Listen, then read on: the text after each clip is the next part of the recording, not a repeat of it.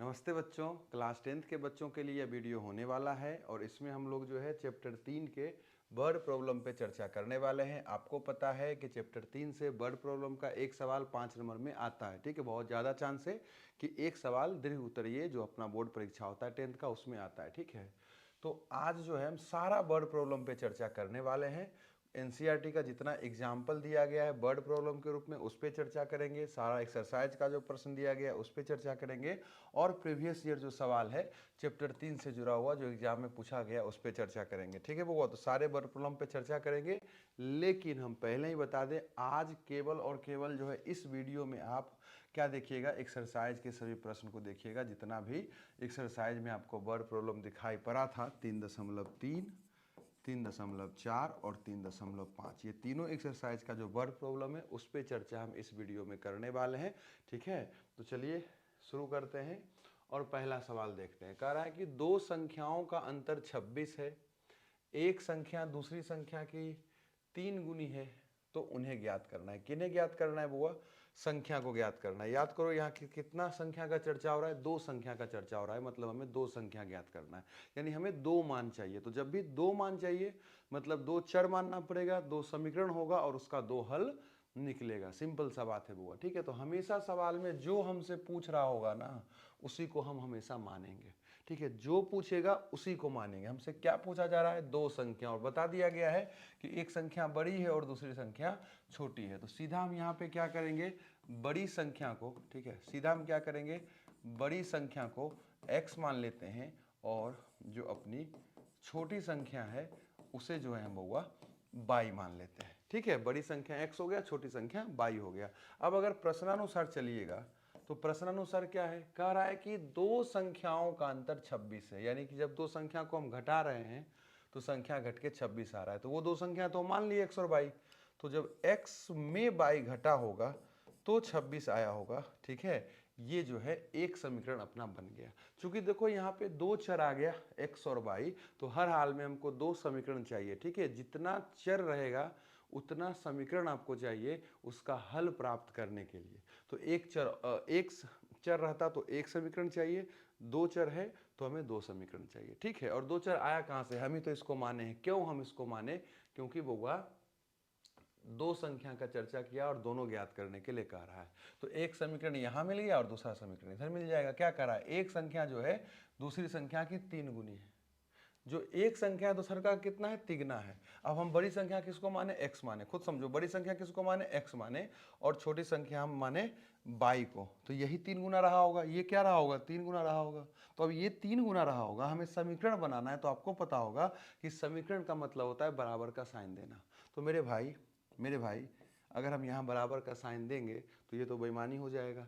क्यों? क्योंकि एक तो 3 गुना है। यानी अगर सवाल से हम आपको समझना चाहें तो अगर ये 15 है, क्योंकि बड़ी संख्या x है, तो अगर ये 15 है तो ये 5 रहा होगा। अगर ये 48 है तो ये 16 रहा होगा। अब बताइए, इस चीज़ को हम कभी बराबर कर सकते हैं क्या? गणित के हिसाब से ये बराबर नहीं हो सकता है। तो बराबर करने के लिए क्या करना पड़ेगा? इधर 3 से गुना करो या इधर 3 से गुना करो, तब नहीं बराबर होगा बउआ। तो गौर कीजिए, किसमें हम गुना किए? 3 से, छोटी संख्या में, तब वो चीज बराबर हुआ। तो x तो पहले से ही 3 गुना रहा होगा, क्योंकि बड़ी संख्या यही है तो ये पहले से ही 3 गुना रहा होगा। तो हम किसमें गुना करेंगे बउआ बराबर करने के लिए? इसमें गुना करेंगे, 3 से गुना करेंगे। जैसे इसको बराबर करने के लिए हम 3 से गुना किए तो क्या हो गया, ये समीकरण अपना बन गया। ठीक बउआ, ये हो गया अपना पहला समीकरण और इसको हम मान लेंगे अपना दूसरा समीकरण। ठीक है, आप इस सवाल को अगर एग्जाम के दृष्टिकोण से बनाना चाहते हैं तो पहले चर मान लीजिएगा, समीकरण तय कर लीजिएगा, उसके बाद जैसे इच्छा करें वैसे जो है आप इसको हल कर सकते हैं। ठीक है, तो अगर हम इसे प्रतिस्थापन विधि से हल करना चाहें तो हम क्या बोलेंगे कि 2 का मान 1 में रखने पे, ठीक है, या x का मान 1 में रखिए या 2 का मान 1 में रखिए। ठीक है, और इसे हल कर लीजिए। तो x की जगह आप क्या लिखेंगे? 3y, क्योंकि x बराबर क्या है? 3y, यही तो है 2 का मान 1 में रखना। तो अब जहां x दिखाई पड़ रहा है वहां हम क्या लिख देंगे? 3y लिख देंगे, और माइनस y का माइनस y। ठीक है, ये आपको हल करने के लिए आता ही होगा। बराबर 26 की 26। तो देखो 3 बाई में बाई घट जाएगा तो क्या हो जाएगा 2 बाई, तो 2 बाई बराबर कितना हो गया 26। तो बाई बराबर कितना आ जाएगा 13, 2 इधर गुना में उधर जाके भाग हो जाएगा, तो बाई का मान क्या आ गया 13 आ गया। तो फिर क्या कीजिएगा बाई का मान, फिर क्या कीजिएगा बाई का मान किसी भी समीकरण में रख दीजिए। अगर हम बाई का मान समीकरण 2 में रखेंगे, बाई का मान क्या करते हैं समीकरण 2 में रखते हैं, मतलब किसी में रख दीजिएगा आंसर आ जाएगा। तो x का मान क्या आ जाएगा ध्यान से देखो, तो बाई गुने 3, बाई है अपना 13, तो 13 गुने 3 कितना हो जाएगा 39। तो जिस दो संख्या का वो चर्चा कर रहा था वो दो संख्या हम प्राप्त कर लिए। ठीक है, थोड़ा सा लैंग्वेज वगैरह जो है खुद से आप लिख सकते हैं, 10th स्तर के विद्यार्थी हैं। ठीक है, चलिए इस सवाल को देखिए। यहाँ कहा जा रहा है कि दो संपूरक कोण में बड़ा कोण जो है छोटे कोण से 18 डिग्री अधिक है, तो इसे ज्ञात करना है। किसे ज्ञात करना है संपूरक कोण का ज्ञात करना है। और संपूरक कोण किसे कहते हैं बउआ, हमेशा दो कोण जुटकर 180 डिग्री जब होगा तो वो संपूरक कोण कहलाता है। ठीक है, और एक होता है पूरक कोण, दो कोण जुटकर 90 डिग्री, तो पूरक और दो कोण जुटकर 180 डिग्री तो संपूरक। ठीक है, हो सकता है आपसे ये सब ऑब्जेक्टिव में छोटा मोटा चीज पूछ दे, तो इस बात का आपको ख्याल रखना है बउआ। अब अगर दो संपूरक कोण है, ठीक है, तो एक समीकरण तो यहां से हम बना लेंगे, और दूसरा क्या कर रहा है कि बड़ा कोण छोटे कोण से 18 अधिक है, तो एक इधर से बना लेंगे। ठीक है, तो दो कोण का चर्चा कर रहा है, दोनों के बीच कुछ संबंध दे रखा है और उसी को ज्ञात करने के लिए बोल रहा है। तो हम क्या करते हैं, हमें तो पता नहीं अभी वो क्या है, तो हम मान लेते हैं कि जो अपना बड़ा कोण रहा होगा, ठीक है, वो x है। ठीक है, और जो अपना छोटा कोण रहा होगा, ठीक है, जो अपना छोटा कोण रहा होगा वो बाई है, हम मान लिए। ठीक है, ये क्या हुआ मान लिए हम कि बड़ा कोण x है और छोटा कोण बाई है। अब प्रश्नानुसार क्या है, दोनों संपूरक कोण है, तो प्रश्नानुसार, ठीक है, ये सब आप खुद लिखिएगा बउआ, प्रश्नानुसार क्या हो जाएगा, दो कोण संपूरक है, मतलब क्या ये दोनों कोण क्या है संपूरक है, यानी कि x प्लस बाई, इस दोनों कोण को हम जोड़ेंगे तो कितना आ जाएगा 180 डिग्री आ जाएगा। बोलो हाँ कि ना। इसे चाहे तो अपना हम एक नाम रख सकते हैं कि भाई ये अपना समीकरण 1 हो गया। दूसरा क्या बोला कि जो बड़ा कोण है, बड़ा कोण कौन है x, बड़ा कोण कौन है x, वो छोटा से 18 अधिक है, छोटा से 18 अधिक है, तो हम क्या बोले बड़ा तो ये है, बराबर होगा कब, जब छोटा में ही 18 जोड़ देंगे। ध्यान से समझो ना, अगर ये 68 है तो ये 50 रहा होगा, 18 अधिक हो गया। समझाने के लिए हम बात बता रहे हैं, हमको नहीं पता है क्या है, हम समझाने के लिए बात बोल रहे हैं। तो अगर यहाँ बराबर का आप साइन दीजिएगा तो ये बराबर हुआ, नहीं बराबर हुआ। ये कब बराबर होगा, जब हम इधर 18 जोड़ेंगे, इधर मतलब किधर छोटी संख्या में, तो यहाँ छोटा जो कोण था उसमें जोड़ दिए। बात आ रहा है समझ में बुआ।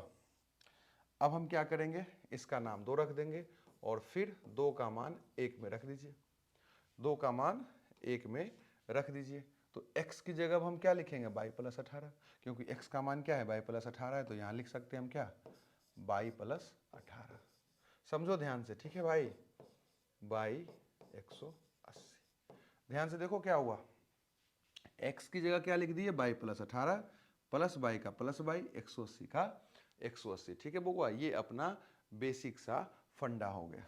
अब हम क्या कर सकते हैं, बाई और बाई को जोड़कर लिख सकते हैं 2 बाई और 180 में घटा देंगे 18 को, इधर प्लस में उधर जाके माइनस हो गया। ठीक है, सिंपल है, आप इसे बहुत आराम से सोल्व कर सकते हैं। हालांकि यहाँ हम प्रतिस्थापन विधि का भी यूज कर रहे हैं, ऐसे भी ये सब 3.3 का सवाल है, वहाँ बाकायदा NCERT बुक में लिख रखा है कि आप इसे प्रतिस्थापन विधि से ही हल करें। ठीक है, तो इसको घटा दीजिए, तो 2 बाई बराबर क्या आ जाएगा 180 में 10 घटा दो तो 170, 170 में फिर से 10 घटा दो तो 162 हो जाएगा।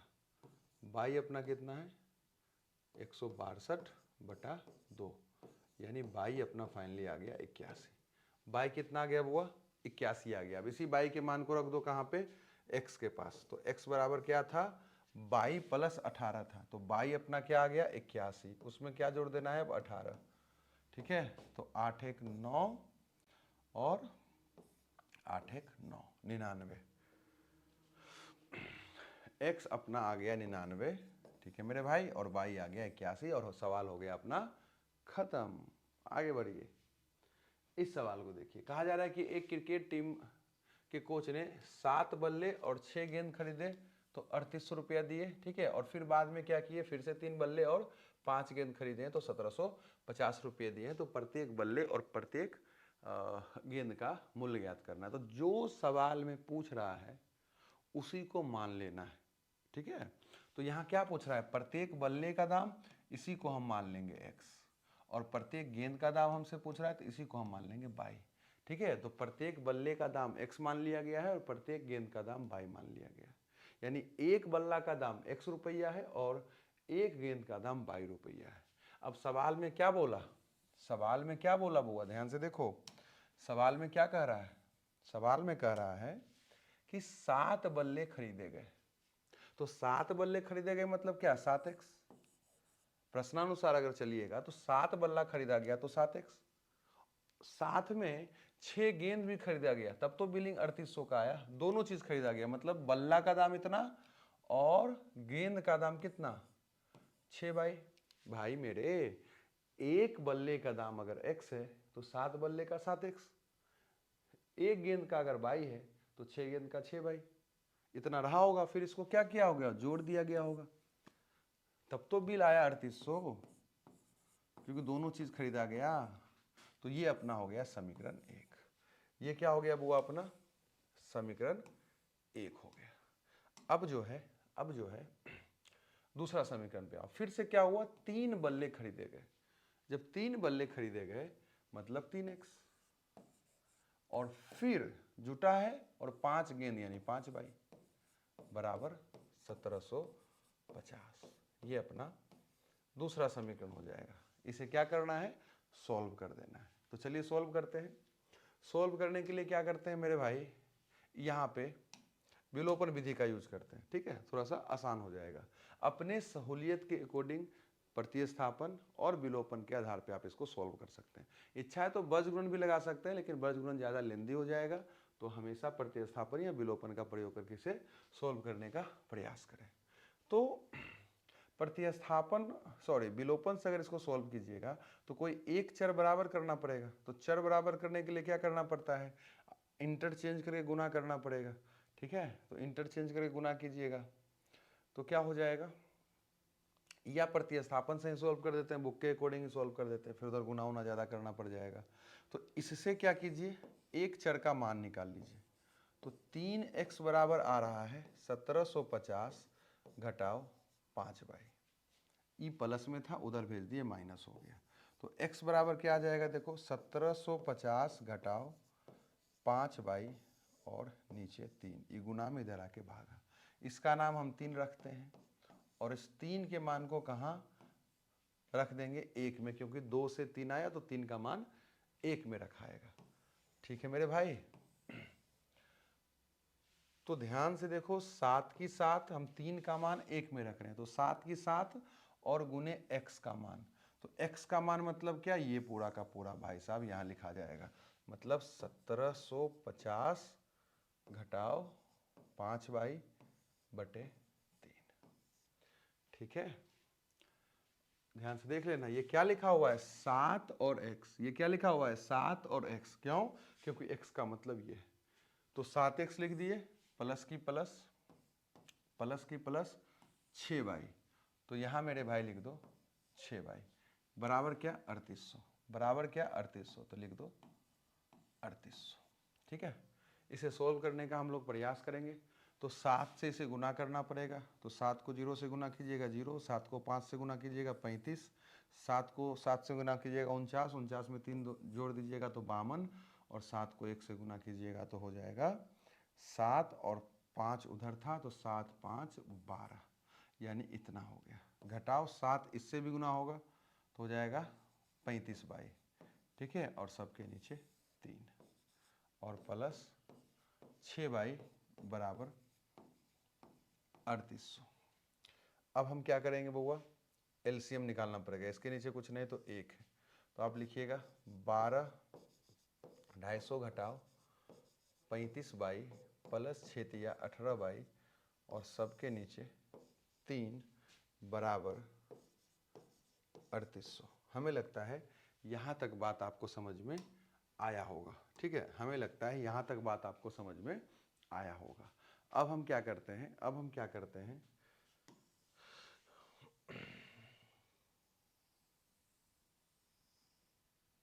क्या करेंगे, देखो भाई मेरे,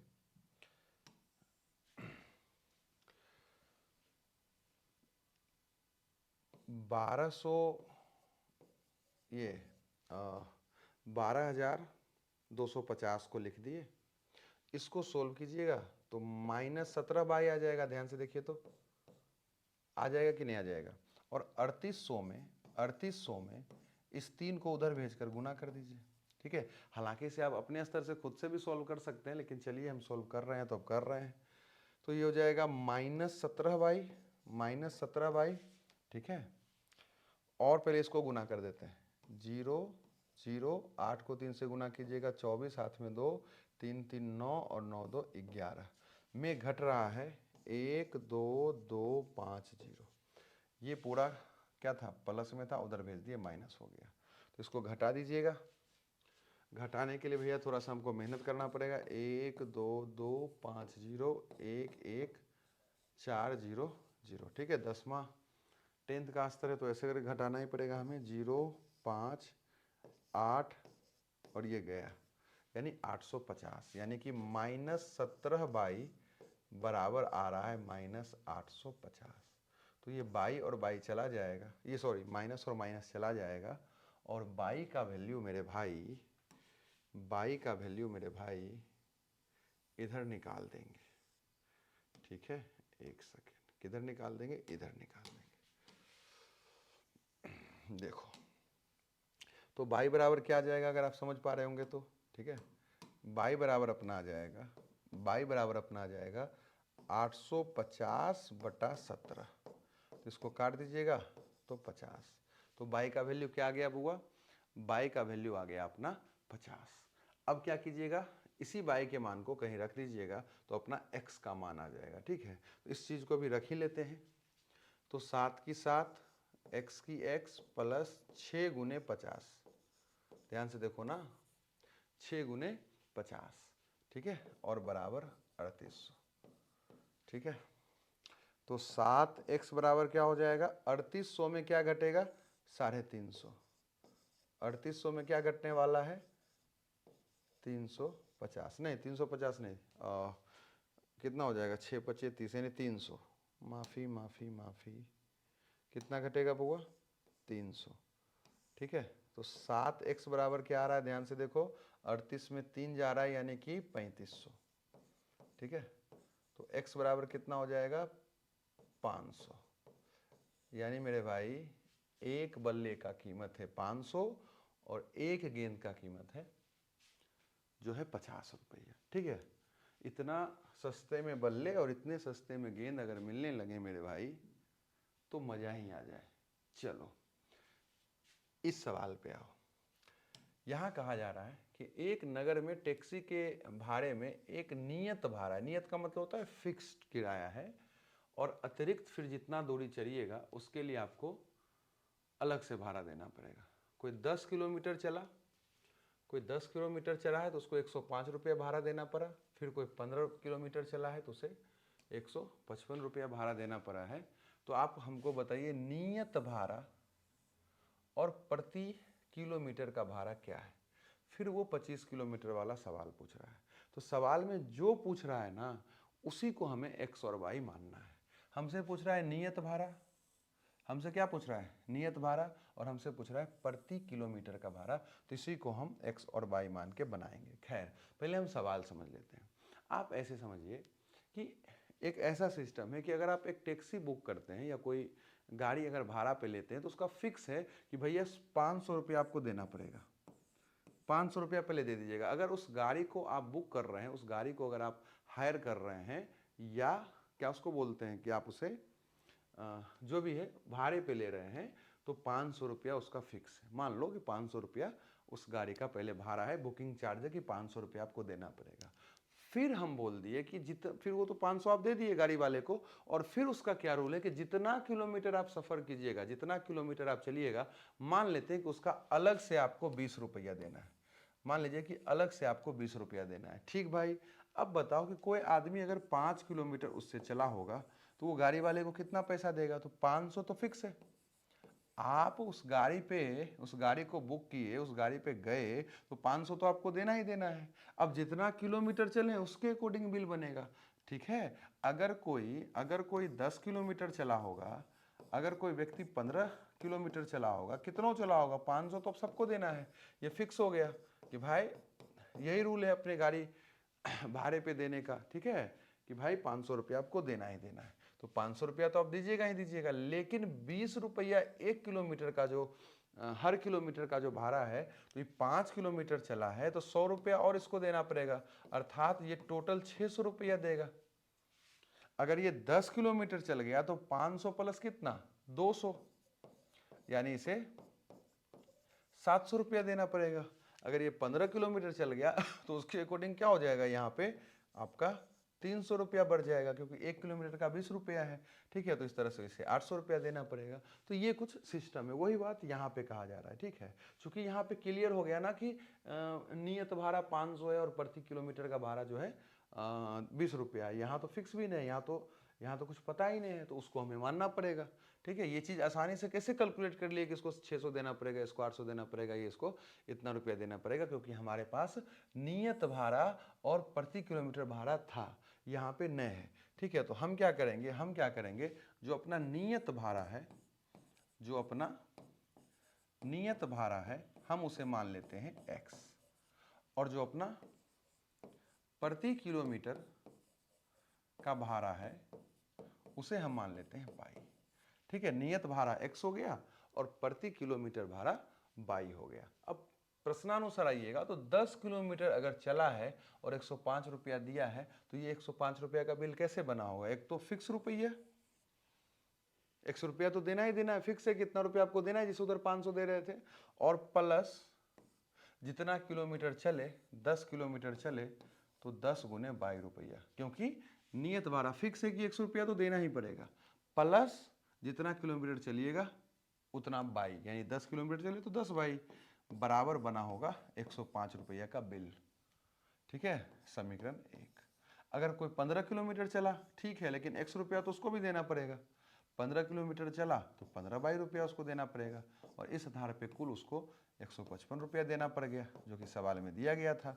अब इसे हल कीजिए, तो जब इसे हल कीजिएगा तो विलोपन विधि से हम हल कर लेते हैं। तो समीकरण 2 में समीकरण 1 को घटा देते हैं, समीकरण 2 में समीकरण 1 को घटा देते हैं, ध्यान से देख लो। तो जब इसको इससे घटाइएगा तो कट ही जाएगा, जब इसको इससे घटाइएगा तो 5y हो जाएगा, और जब इसको इससे घटाइएगा तो 50 हो जाएगा, यानी y अपना आ गया 10। y 10 आ गया, मतलब क्या, प्रत्येक किलोमीटर का भाड़ा जो है 10 रुपया है। कितना है भैया, 10 रुपया। प्रत्येक किलोमीटर का भाड़ा क्या है, 10 रुपया है। और नियत भाड़ा कितना होगा, तो y का मान हम लोग रख लेते हैं। तो y का मान अगर हम पहला समीकरण में रखते हैं तो x प्लस 10 गुने 10 तो ये वाला हो गया, और y का मान फिर से 10 लिख दो, बराबर 105। तो ये हो जाएगा x प्लस 100 बराबर 105, तो x बराबर 5। तो x का वैल्यू 5 हो गया और y का वैल्यू 10 आ गया, मतलब कि अपना नियत भाड़ा जो है वो 5 आ गया, क्योंकि नियत भाड़ा हम x माने थे, और प्रति किलोमीटर भाड़ा अपना जो है भाई y माने थे, जो कि 10 आ गया। एक बात का आपको ध्यान रखना है, एक बात का आपको ख्याल रखना है कि यहाँ पे थोड़ा सा भाषा पे आपको ध्यान देना, ठीक है। ढंग से व्यवस्थित करके इसको लिखिएगा तो एग्जाम में आपको पूरा नंबर मिलेगा। और x और y लिख कर नहीं छोड़ देना है कि x आ गया y आ गया तो आंसर आ गया, आपको लिखना पड़ेगा। सवाल में थोड़े कहीं x y दिया गया तो आप अपने मन से ले आए हैं, तो अंतिम नीचे में लिखिएगा कि अतः नियत भाड़ा जो है अपना वो 5 रुपया है, और प्रति किलोमीटर भाड़ा जो है 10 रुपया। बाकायदा इसको आप डिफाइन कीजिएगा कि भाई 10-5 क्या है, ठीक है। यहाँ हम समझाने के लिए और समय बचाने के लिए जो बस हम सवाल समझा रहे हैं, ठीक है। चलिए इस सवाल पे आइए। अगर इस सवाल को देखिएगा तो ये बहुत आसान सवाल है, ठीक है। अंश और हर का बात कर रहा है, ठीक है। किसका बात कर रहा है, अंश और हर का बात कर रहा है, ठीक है। हमसे भिन्न भी पूछ रहा है, तो हम सीधा भिन्न मान लेंगे कि जो अपना भिन्न है वो x बटा बाई। हम भिन्न मान लिए कि x बटा बाई। आपको भी पता होगा कि जो ऊपर लिखा है उसे हम अंश बोलते हैं, और जो नीचे लिखा होता है उसे हम हर बोलते हैं। अब आप प्रश्नानुसार आ जाइए। ठीक है, हमसे भिन्न पूछ रहा था, भिन्न मान लिए x बटा बाई, क्योंकि भिन्न का स्वरूप ही होता है अंश बटा हर, तो x बटा बाई मान लिए बउआ। ठीक है, क्या मान लिए? x बटा बाई मान लिए। ठीक है, अब जो है सवाल में कह रहा है कि कोई भिन्न रहा, तो वो भिन्न क्या रहा? x बटा बाई रहा। अब हम क्या कर रहे हैं? भिन्न के अंश और हर दोनों में 2 जोड़ रहे हैं। तो जो भिन्न है उसके अंश में भी और उसके हर में भी क्या किए? 2 जोड़ दिए सवाल के अकॉर्डिंग। जैसी अंश और हर में हम 2 जोड़े, वो भिन्न जो है 9 बटा 11 हो गया। वो भिन्न क्या हो गया बउआ? 9 बटा 11 हो गया। यही अपना जो है पहला समीकरण हमें बना के दे देगा। थोड़ा सा इसे जो है हम व्यापक रूप में करने का प्रयास करते हैं। तो 11 को इधर भेज दीजिए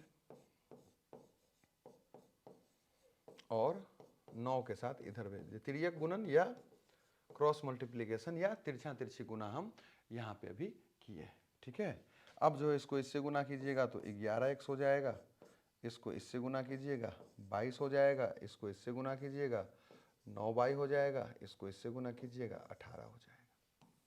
ठीक है, अब जो है 11x घटाओ 9y बराबर 18 घटाओ 22। ठीक है, x y को एक साथ कर दिए और अचर को एक साथ कर दिए, तो 18 घटाओ 22 क्या हो जाएगा? 18 घटाओ 22 अपना हो जाएगा -4। ठीक है, तो ये मेरा फाइनली पहला समीकरण आया। ठीक है, अब दूसरा समीकरण भी सेम बन जाएगा। अंश और हर दोनों में 3 जोड़ना है। अंश और हर दोनों में इस बार क्या जोड़ना है? 3 जोड़ना है। तो अंश में भी 3 जोड़ दिए, हर में भी 3 जोड़ दिए, अंश में भी 3 जोड़ दिए, हर में भी 3 जोड़ दिए, तो कितना आ गया? 5 बटा 6 आ गया। अब हम क्या करेंगे? क्रॉस मल्टीप्लिकेशन करेंगे। तो 6 को इससे गुना कीजिएगा और 5 को इससे गुना कर दीजिएगा। ठीक बउआ, जैसे इसमें किए वैसे इसमें कर रहे हैं। अब जो है जब इसको इससे गुना कीजिएगा तो 6x, जब इसको इससे गुना कीजिएगा तो 18, जब 5 को इससे गुना कीजिएगा 5y और ये हो जाएगा 15। तो इसको लिखिएगा 6x घटाओ 5y बराबर -3। अगर आप समझ पा रहे हैं तो ये 18 प्लस में था, उधर भेज दिए माइनस हो जाएगा तो -3 हो जाएगा, और 5y प्लस में था, इधर आके अपना बउआ माइनस हो गया। ठीक है, तो समीकरण 1 और समीकरण 2 बन गया। इसे हमें अब सॉल्व कर देना है। जैसे इसे सॉल्व करेंगे x y का मान आ जाएगा, और x y ही तो अपना भिन्न है। ये हम शुरू में ही मान के जो है सवाल बनाना शुरू ही किए थे। ठीक बउआ, अब जो है इसे हम हल करने का प्रयत्न करते हैं। ठीक है, किसी भी विधि से हल कर सकते हैं आप इसको। तो चलिए हल करने का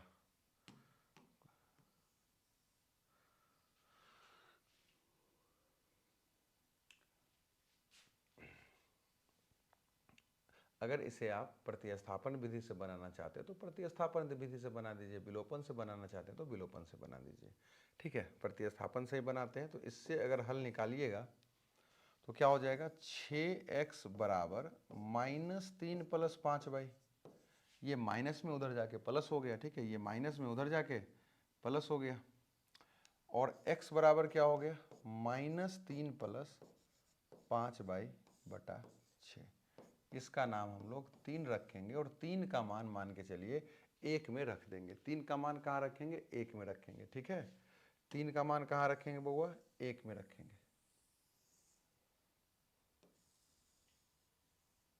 ठीक है, तो 3 का मान जब 1 में रखिएगा, 3 का मान जब क्या कीजिएगा?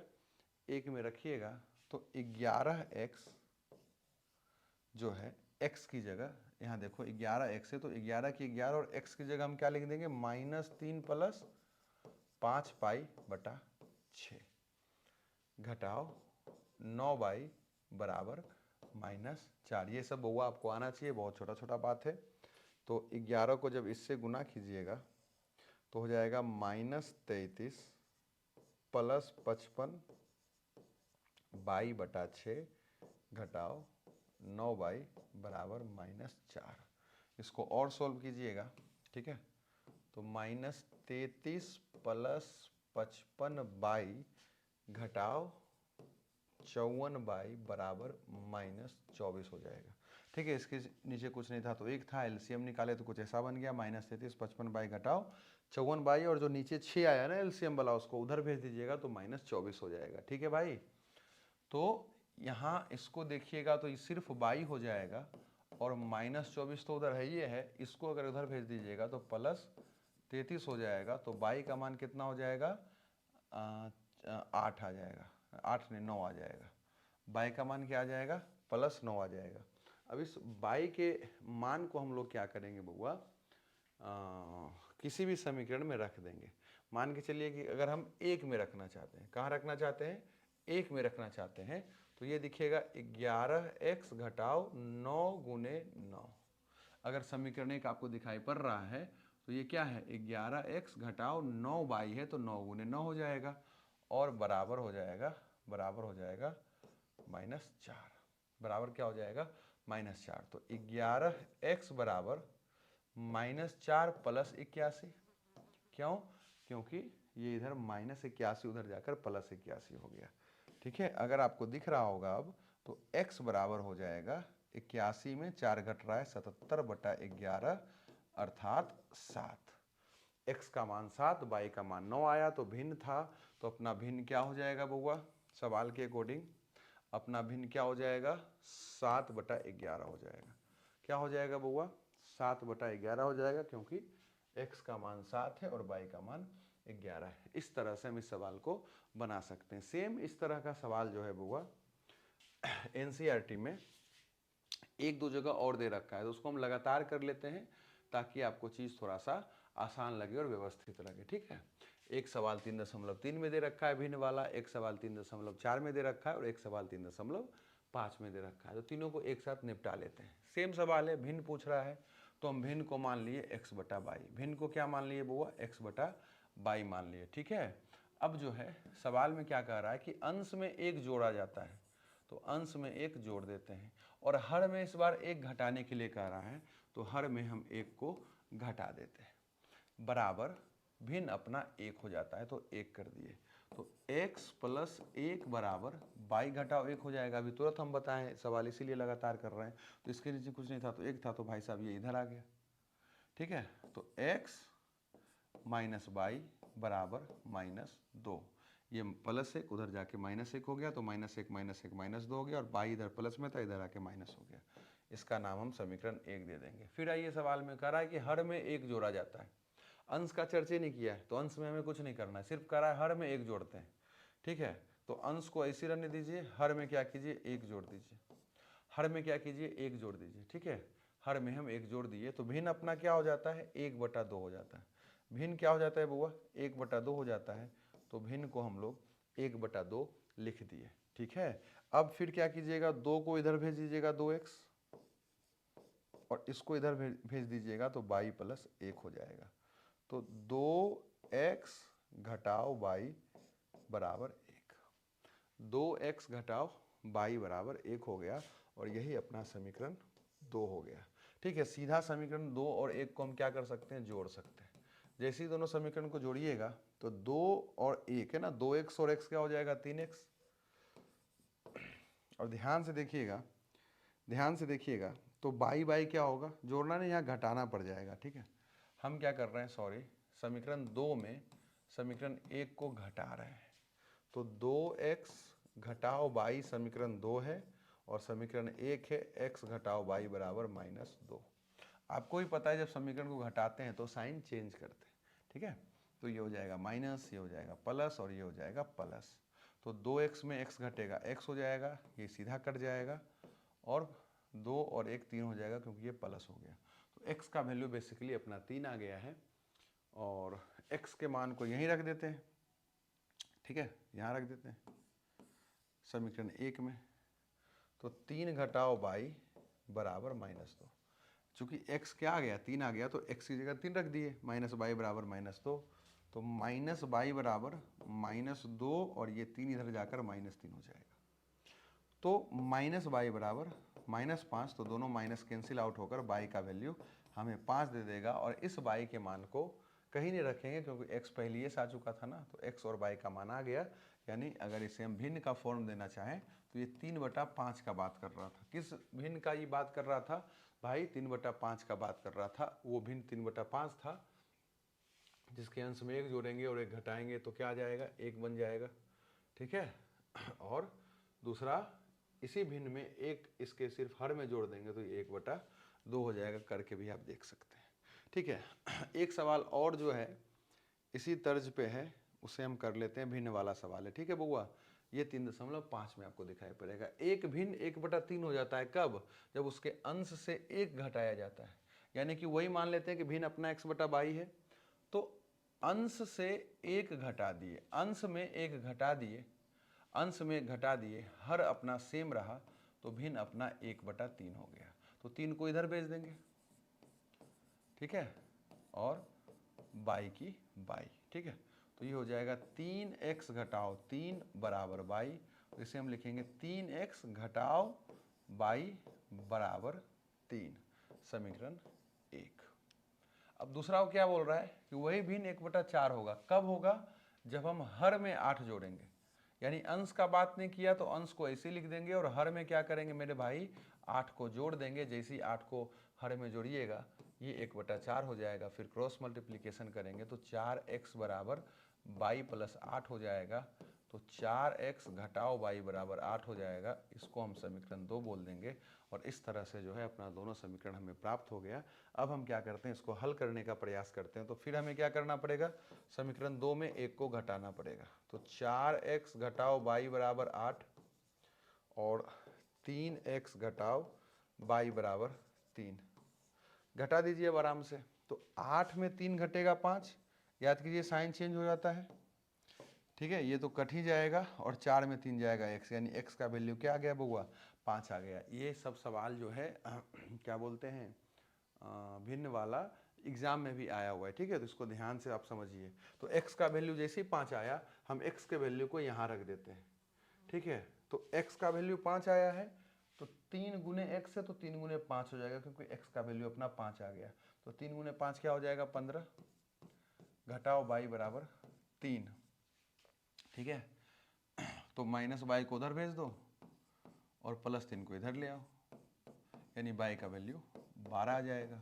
बाई 12 आ गया, x 5 आ गया, यानी भिन्न क्या रहा होगा? 5/12 रहा होगा, ठीक है। तो इस तरह से जो है हम इस सवाल को बना सकते हैं। तो 3 सवाल जो है अपना इस पे आधारित था, ठीक है। अब जो है और वर्ड प्रॉब्लम हम लोग देख लेते हैं। अगला वर्ड प्रॉब्लम जो है अपना बउआ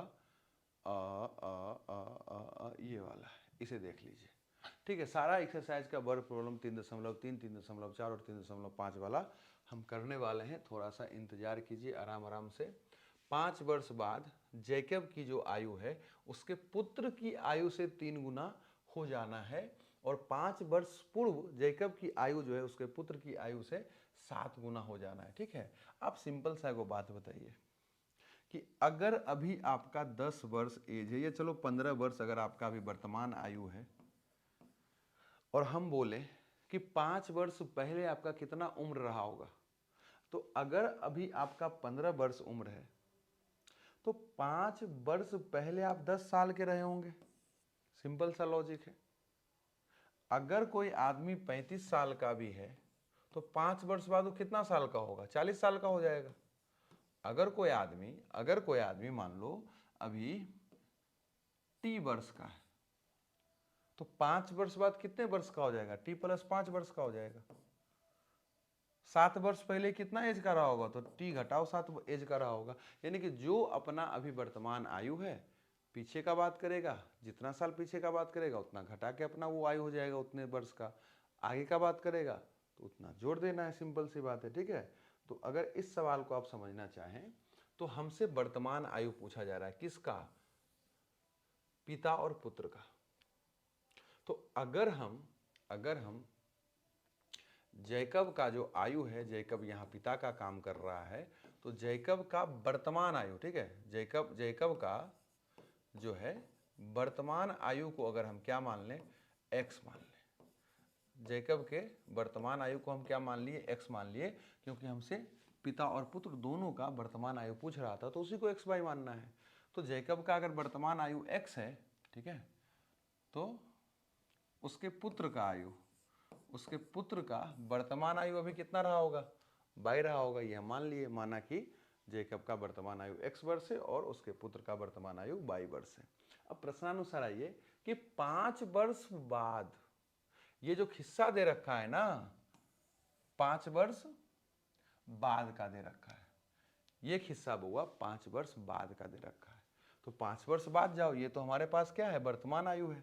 तो प्रश्नानुसार 5 वर्ष अगर हम लोग बाद चले जाएं तो जैकब का क्या आयु हो जाएगा, आप खुद बता दो। तो 5 वर्ष बाद जैकब का जो आयु है बउआ वो x + 5 हो जाएगा। अभी हम तुरंत समझाए कि अगर किसी का आयु अभी x वर्ष है तो 5 वर्ष बाद x + 5 का हो जाएगा। और उसके पुत्र का कितना आयु हो जाएगा, उसका अगर अभी 22 वर्ष है तो 5 वर्ष बाद वो 5 वर्ष बाद जो है 22 + 5 आयु वर्ग का हो जाएगा। अब आइए समीकरण पे, समीकरण में क्या बोल रहा है, 5 वर्ष बाद जो भी एज रहा होगा दोनों का, तो 5 वर्ष बाद दोनों का ये एज रहा, तो 5 वर्ष बाद जो है बउआ जैकब का जो आयु है ना, जैकब का जो आयु है, तो हम जान गए हैं कि जैकब का आयु x + 5, उसके पुत्र के आयु से, तो पुत्र का आयु हम जान गए हैं कि 22 + 5, वो क्या है 3 गुना है। कौन 3 गुना है, पिता जैकब का आयु 5 वर्ष बाद। तो 5 वर्ष बाद आयु तो ये है, तो अगर हम बराबर का साइन लगाएंगे तो क्या ये अभी बराबर होगा, नहीं बराबर होगा। क्यों, क्योंकि अगर ये अभी 75 साल का होगा तो ये 25 साल का होगा, क्योंकि ये 3 गुना है। ये क्या है, 3 गुना है। तो हमें क्या करना पड़ेगा, संख्या के अकॉर्डिंग हमें क्या करना पड़ेगा, इधर आपको 3 से गुना करना पड़ेगा, इधर हमें 3 से गुना करना पड़ेगा। तो x, अब इसको समीकरण बना लेते हैं, तो x + 5 3 से गुना कीजिएगा तो 3y + 15, y को इधर भेज दीजिएगा तो x घटाओ 3y और 5 को उधर भेज देंगे तो 10, और ये अपना समीकरण 1 आ गया। ठीक है, एक सिचुएशन ये दिया तो एक समीकरण ये बन गया। अब सवाल में कह रहा है, बउआ रुक जाओ, सबको व्यवस्थित कर देते हैं।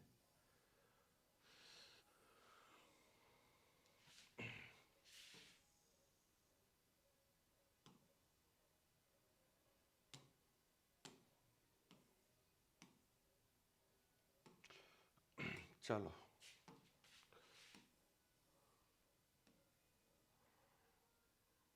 ठीक है, अब जो है जैकब का वर्तमान आयु x है, उसके पुत्र का आयु 22 था, तो 5 वर्ष वाला एक समीकरण निकाल दिए। अब जो है हमें समीकरण निकाल लेना है 5 वर्ष पूर्व का, 5 वर्ष पूर्व का। तो 5 वर्ष पूर्व जो है जैकब का क्या आयु रहा होगा वो आप खुद सोच लीजिए। 5 वर्ष पूर्व जैकब का आयु रहा होगा x घटाओ 5। मेरे भाई अगर उसका अभी वर्तमान आयु x है तो 5 वर्ष पहले, पूर्व का मतलब क्या होता है, पहले, तो 5 वर्ष पहले उसका क्या आयु रहा होगा, तो x घटाओ 5 रहा होगा। ठीक है, और उसके पुत्र का क्या रहा होगा, तो उसके पुत्र का आयु रहा है y घटाओ 5 वर्ष पहले, तो यही आयु रहेगा। अब सवाल में कहा जा रहा है कि जो समीकरण बनना है ना वो 7 गुना हो जाएगा। कितना हो जाएगा, 7 गुना, यानी कि x घटाओ 5 और y घटाओ 5। खुद सोचो, ये पिता है और ये पुत्र है का आयु है। ठीक है, तो 7 गुना कौन रहा होगा, पिता। तो हमेशा छोटा में उतना से गुना कर देना है। अगर गुना का बात कर रहा है तो, जोड़ घटाव का बात कर रहा है तो जोड़ देना है छोटा में, ताकि वो बराबर बन जाए। तो इसको बराबर बनाने के लिए क्या करना पड़ेगा, इसको 7 से गुना करना पड़ेगा। तो यहां से समीकरण क्या बनेगा अपना, x घटाओ 5 बराबर 7y घटाओ 35। अरे बोलो हाँ कि ना। अब जो है x घटाओ 7y, ये प्लस में इधर आके माइनस, और -35 में हो जाएगा +5। तो x घटाओ 7y बराबर हो गया -30, और ये हो गया अपना समीकरण 2। ठीक है, अब समीकरण 1 और समीकरण 2 को हम लोग सोल्व कर देंगे। तो सिंपली क्या करना है, 2 में 1 को घटा देना है। ठीक है, तो x और x तो घट ही जाएगा, और या यहाँ हम लिख ही देते हैं। ठीक है, x घटाओ 7y बराबर -30, और लिख दीजिए x घटाओ 3y बराबर 10। इसे अगर हम घटाएंगे बउआ तो साइन चेंज हो जाएगा। जब साइन चेंज होगा, ठीक है, तो हमें क्या लिखना पड़ेगा, देखो ध्यान से, ये तो माइनस होके कट जाएगा, यहाँ प्लस हो जाएगा, तो साथ में 3 जाएगा तो क्या हो जाएगा, -4/, क्या हो जाएगा बउआ, -4/, और यहाँ भी साइन चेंज होगा तो ये हो जाएगा -40। तो बाई का मान बउआ यहाँ से आप 10 निकाल लीजिएगा, क्योंकि माइनस माइनस कट जाएगा और बाई उसको 10 बार में काट देगा। तो बाई का मान क्या आ गया बउआ, 10 आ गया। मतलब पुत्र का वर्तमान आयु 10 वर्ष है एक्चुअल में। ठीक है, इस सवाल के अकॉर्डिंग जो है 10 वर्ष का पुत्र है। और पिता का उम्र क्या होगा, यहाँ रख दो, यहाँ रख देते हैं। तो x घटाओ 30, 30 कहाँ से आ गया, तो 3 गुने बाई, 3 और बाई का मान 10, तो 30 बराबर 10, यानी x बराबर 40। यानी पिता का वर्तमान आयु कितना है बउआ, 40 है। तो इस तरह से जो है ये अपना सवाल बन जाएगा, बोलो हाँ कि ना। चलिए अगला सवाल देखते हैं। ठीक है, अगला सवाल क्या कहता है, पहले जो है ये सवाल देख लीजिए, लगभग वही सवाल है जो भी हम आपको बताए। यहाँ पे नूरी और सोनू का बात किया जा रहा है। कहा जा रहा है कि भाई 5 वर्ष पहले जो है इन दोनों का एज जो रहा होगा वो 3 गुनी थी। ठीक है, जो भी आपस का एज होगा वो 3 गुना था, और 10 वर्ष बाद जो है वही एज जो है 2 गुना हो जाता है। ठीक है, वो हम समझाएंगे अभी आपको।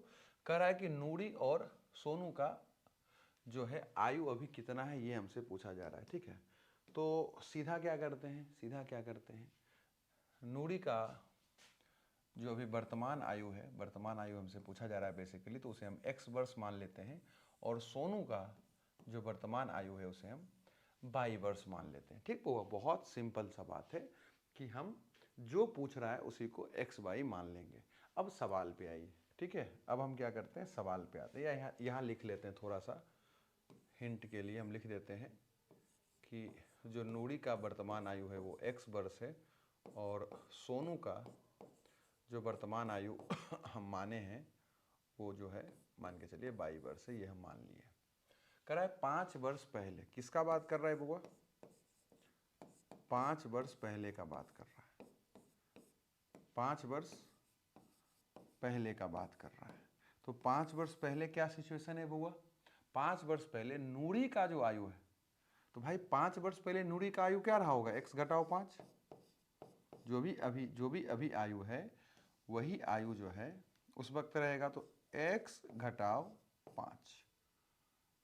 ठीक है, 5 वर्ष पहले नूरी का क्या आयु रहा, x घटाओ 5, और सोनू का क्या रहेगा, y घटाओ 5। अब ध्यान से देखिए, नूरी की आयु सोनू की आयु का तिगुना है, सोनू के आयु से तो 3 गुना किसका है, नूरी का। नूरी का भी क्या एज है, x घटाओ 5, 5 साल पहले सिचुएशन के अकॉर्डिंग। तो गुना किससे करना पड़ेगा भाई, 3 गुना है तो किससे गुना करना पड़ेगा, हमें गुना करना पड़ेगा इससे, ताकि समीकरण अपना बन जाए, और समीकरण मतलब बराबर हो जाए। समीकरण बराबर करने की बात यहाँ पे की जा रही है। तो x घटाओ 5, अब समीकरण बनाते हैं, x घटाओ 5, 3 को इससे गुना कर दीजिएगा तो 3y घटाओ 15। तो x घटाओ 5 बराबर संख्या को एक साथ कर लो और चर को एक साथ कर लो, तो हो जाएगा ये x घटाओ 3y बराबर -15 है। चलो इसको भी लिखे देते हैं, +5। ये प्लस में इधर आके माइनस, ये माइनस में इधर आके प्लस हो जाएगा। तो आप खुद देख पा रहे होंगे कि अपना जो पहला समीकरण बनेगा वो बनेगा x घटाओ 3y बराबर -10। इसको हम बोलेंगे पहला समीकरण प्रश्न के अनुसार से। दूसरा क्या है, 10 वर्ष बाद, 10 वर्ष बाद का बात यहाँ पे किया जा रहा है। तो 10 वर्ष बाद जो है बउआ, 10 वर्ष बाद जो है बउआ, पश्चात का मतलब बाद होता है बेसिकली। तो 10 वर्ष बाद जो है नूरी की आयु क्या होगा, x + 10, अरे बोलो x + 10 हो गया, और सोनू का y + 10। सिंपल सा फंडा है। ठीक है,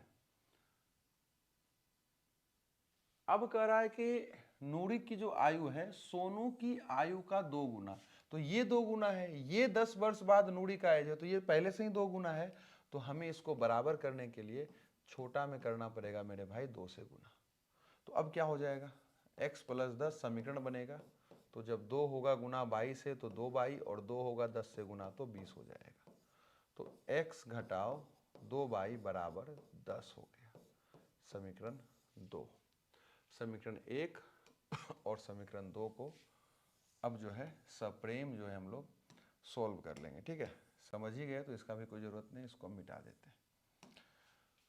अब हम क्या करते हैं, समीकरण 2 में समीकरण 1 को घटा देते हैं। तो x घटाओ 2y बराबर 10 समीकरण 2 है, इसमें घटने वाला है ई भाई साहब, तो ई माइनस हो जाएगा, ई प्लस हो जाएगा और ई प्लस हो जाएगा, तो ये कट जाएगा। और 3y में 2y घट रहा है तो y बच रहा है, और 10 10 जो है दोनों जुटकर 20 हो जाएगा। y का 20 हो गया, मतलब सोनू के का जो वर्तमान आयु हम माने हैं y, वो हो गया 20 वर्ष, यानी सोनू का जो एज रहा है वो 20 वर्ष रहा है। अब इसी y के मान को यहाँ रख दीजिए समीकरण 1 में, तो x घटाओ 60 बराबर -10। ध्यान से देख लो, 20 हो गया तो 20 दिया 60 हो गया, तो x बराबर ध्यान से अगर देखिएगा तो -10 प्लस 60, यानी x बराबर है 50। x बराबर कितना है, 50 है। तो x का मान 50, y का मान 20, अर्थात नूरी का जो वर्तमान आयु है वो 50 वर्ष है, और अपना क्या इसको बोलते हैं, सोनू का जो वर्तमान आयु है वो 20 वर्ष है। ठीक है भाई, अब जो है सारा सवाल हम लोग आराम से करेंगे। चलिए,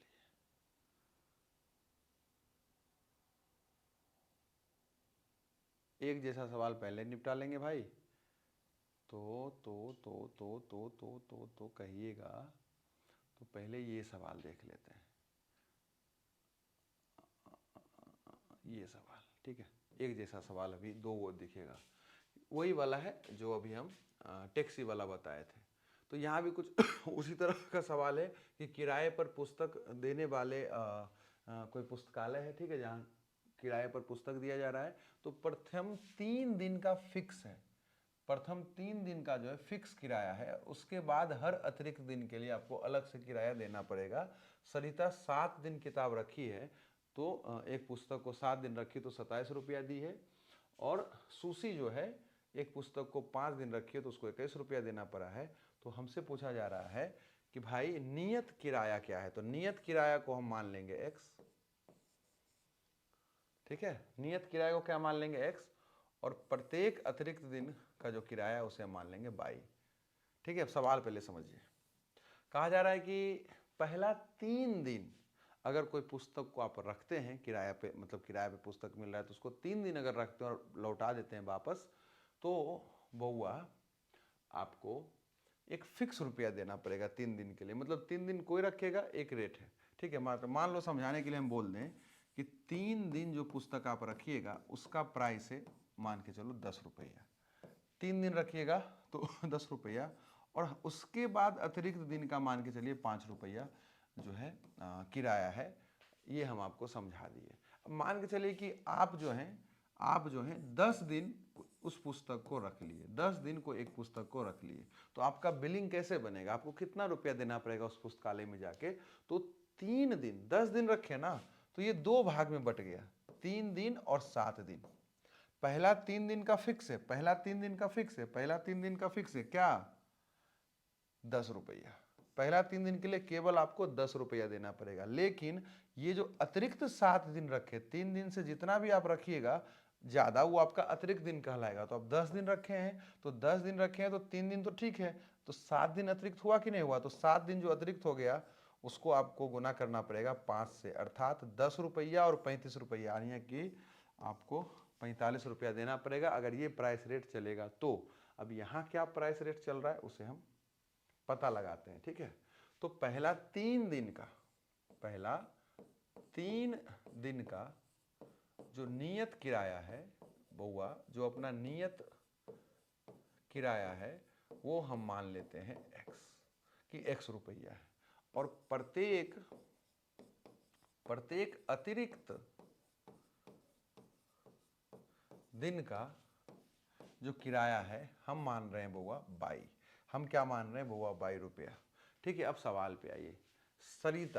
सरिता का जो सिचुएशन दिया गया है, इसका समीकरण क्या बनेगा, बना लेते हैं। 7 दिन पुस्तक रखिए, तब 27 रुपया देना पड़ा। तो 7 दिन किस में बढ़ जाएगा, 3 और 4 में बढ़ जाएगा, क्योंकि 3 दिन का तो फिक्स है कि 100 रुपया लगेगा, यानी 100 रुपया लगा 3 दिन का, प्लस 4 दिन एक्स्ट्रा हो गया। 3 दिन के बाद हर एक दिन क्या होगा, एक्स्ट्रा हो जाएगा। तो 4 दिन एक्स्ट्रा हो गया, तो हर एक एक्स्ट्रा दिन का 22 रुपया देना है। तो 4 का क्या हो जाएगा, 4 बाई, तो x plus 4 by, x plus 4 by बउआ, x प्लस 4 बाई, ठीक है, बराबर 27। ऐसी ना इसका बिलिंग हुआ होगा मेरे भाई। और सुशी का 5 दिन, तो 5 दिन का मतलब क्या हो गया, 3 दिन और 2 दिन। तो 3 दिन का x रुपया फिक्स है और प्लस 3 दिन का x रुपया फिक्स है और प्लस 2 दिन का 2 बाई, क्योंकि हर एक एक्स्ट्रा दिन का 22 रुपया, तब जाके 21 रुपया का बिल बना होगा। अब क्या कीजिए, इसको घटा दीजिए सीधा, तो घटाइएगा तो ये कट जाएगा, 4 में 2 घट के क्या हो जाएगा, 2 बाई, और इसको घटाइएगा तो हो जाएगा 6, अर्थात बाई बराबर 3, अर्थात बाई बराबर 3, यानी कि जो हर एक अतिरिक्त दिन का किराया हो गया 3 रुपया, और फिक्स किराया ज्ञात कर लो यहाँ रख के मान, तो x प्लस 12 बराबर 27। ध्यान से देख लो, बाई का मान 3, तो 4 तिया 12 होता, तो x प्लस 12 बराबर 27, तो x बराबर 15, यानी कि 3 दिन का किराया हो गया, नियत किराया हो गया 15 रुपया, और एक अतिरिक्त, हर अतिरिक्त दिन का 3 रुपया हो गया, उसके अकॉर्डिंग 27 और 21 रुपया सरिता और सुशी को देना पड़ा। ठीक है, अब इस सवाल को देखिए, लगभग सेम सवाल है। कहा जा रहा है कि एक छात्रावास के मासिक व्यय का भाग, कुछ भाग नियत है और शेष भाग इस बात पर निर्भर कर रहा है कि छात्र ने कितने दिन भोजन लिया। ठीक है, अगर आप कोई हॉस्टल में रहते हैं तो आपको कुछ पैसा उसको देना पड़ेगा हर महीना हॉस्टल में। तो कहा जा रहा है कि भाई जो मंथली आपका पेमेंट आपको जो करना है वो एक तो फिक्स है कि भाई हॉस्टल में रह रहे हैं तो इतना रुपया आपको देना है, प्लस एक फिक्स है, और प्लस कुछ रुपया जो है आपका इस बात पे निर्भर करने वाला है, डिपेंड करने वाला है कि आप कितना दिन वहां भोजन कर रहे हैं, कितना दिन आप वहां पे भोजन कर रहे हैं, इस बात पे ये निर्भर करेगा। तो एक विद्यार्थी ए जो है वहां पे 20 दिन भोजन किया तो 1000 रुपया देना पड़ा, और एक विद्यार्थी बी है जो वहां 26 दिन भोजन किया है तो उसे 1180 रुपया देना पड़ रहा है। तो हमसे पूछा जा रहा है नियत व्यय, तो हम मान लेते हैं कि नियत व्यय है 100 रुपया, कि भाई हॉस्टल में रह रहे हो तो 100 रुपया तो देना ही पड़ेगा, और हर एक दिन भोजन करने का आपको मान के चलिए 22 रुपया देना पड़ेगा। तो ये जो 1000 रुपया का बिल बना है विद्यार्थी ए का, वो कैसे बना होगा, तो 100 रुपया तो देना ही देना है, वो हर विद्यार्थी को देना है 100 रुपया, प्लस जितना दिन आप भोजन किए। एक दिन का 22 रुपया अगर भोजन का किराया है तो 20 दिन मतलब भोजन का अगर व्यय है, दाम है, तो 20 दिन आप भोजन किए तो 20 रुपया हुआ होगा। तो फिक्स रुपया और भोजन का रुपया, तब जाके आपका 1000 रुपया का बिल आया होगा। ठीक उसी तरह अब 26 दिन का चर्चा हो रहा है तो 100 रुपया तो इसे भी देना पड़ेगा, फिक्स हो गया, और 26 दिन का मतलब क्या हो गया, 26 बाई भोजन किया होगा, तब जाके जो है इसे 1180 रुपया देना पड़ा। बोलो हाँ कि ना, अरे बोलो हाँ कि ना। अब इसे क्या कीजिए, घटा दीजिए यहीं पे, जब इसको हम घटाएंगे तो ये कट जाएगा, और ये क्या हो जाएगा, ये क्या हो जाएगा, -6 बाई, उल्टा घटा रहे हैं इसलिए, और ये घट के हो जाएगा -180, तो ये तो कट ही जाएगा।